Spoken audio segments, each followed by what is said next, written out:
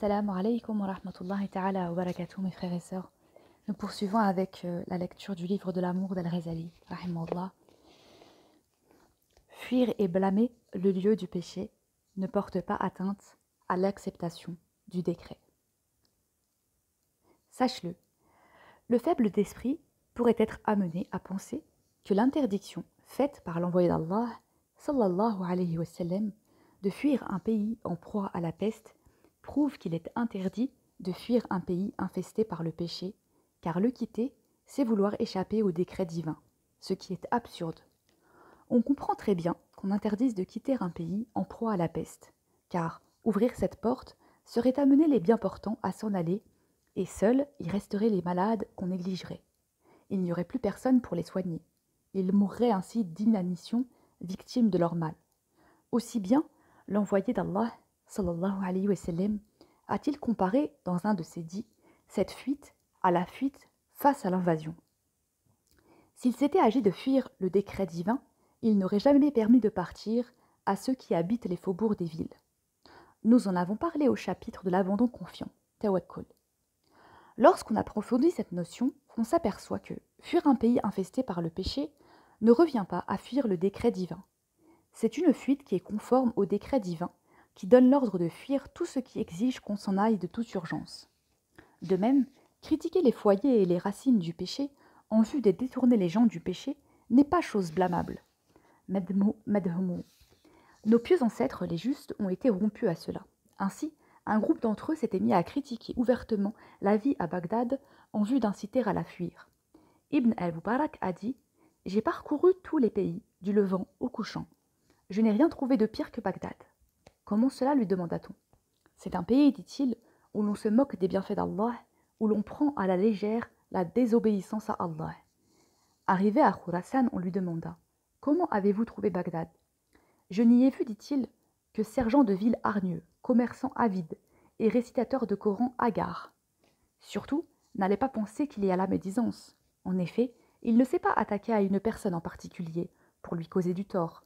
Il a voulu simplement amener les gens à se mettre sur leur garde.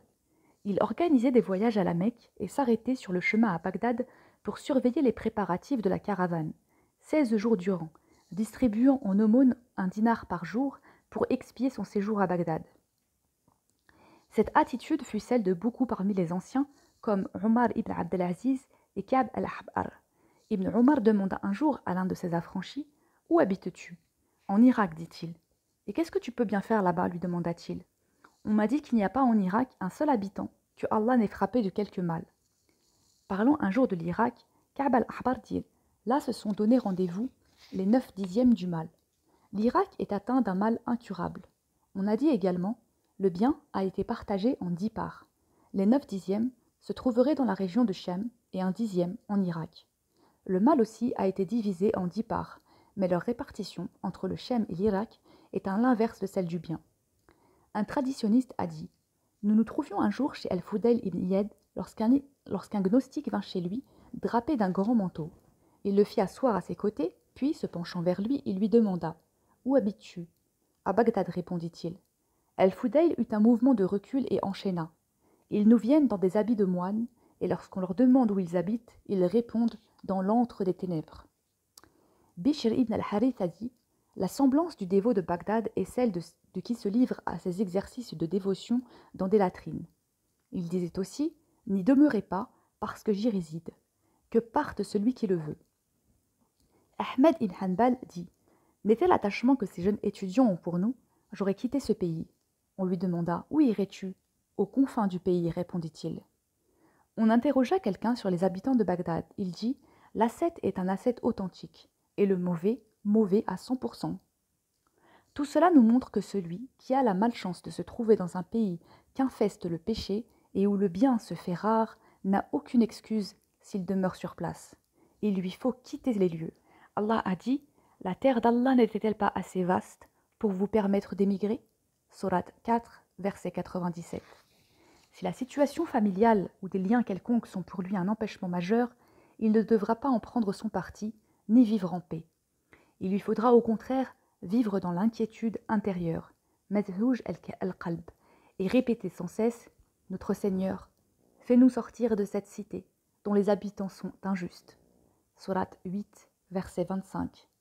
C'est que lorsque l'injustice se généralise quelque part, le malheur s'abat sur les gens, y compris sur les pieux. Allah dit « Craignez une tentation qui n'atteindra pas spécialement ceux d'entre vous qui ont prévariqué. » Sourate 8, verset 25.